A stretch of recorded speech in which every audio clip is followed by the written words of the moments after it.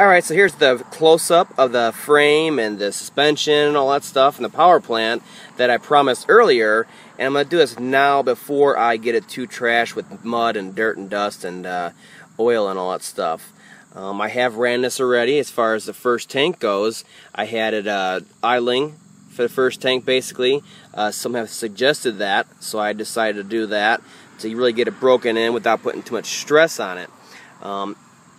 Here is the receiver box, and as you can see, I have my Traxxas receiver in here. The actual receiver in here died the first day I used it and went to full throttle. Luckily the engine was not started yet. And so I got that swapped out for now so I can still use it and break it in while I'm getting service on that from Losi.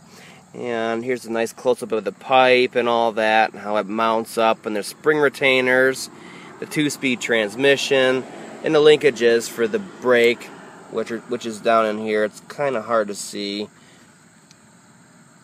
And then there's the throttle servo and the rest of the bell housing there and the flywheel. Over here is the fuel tank. You can see both lines are still black. Like I said, this wasn't an issue for me. They did both. It pressurized the tank, and then it went out and it fed the carburetor, no problem. So there's no real reason for me, anyways, to have a clear line on here. So unless it becomes an issue in the future with starting, I will not be changing this to a clear line. And here's the shocks. Let's see. Put a finger next to the shocks.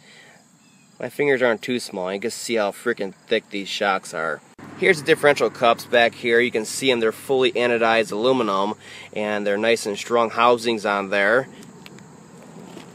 So hopefully you won't have no problems with that. Regular dog bones back here. Let's see if I can show you. And they seem nice and thick.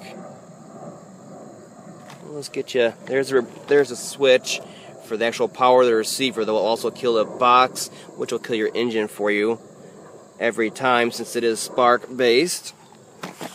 And here's the front, nothing special, same thing as the back basically.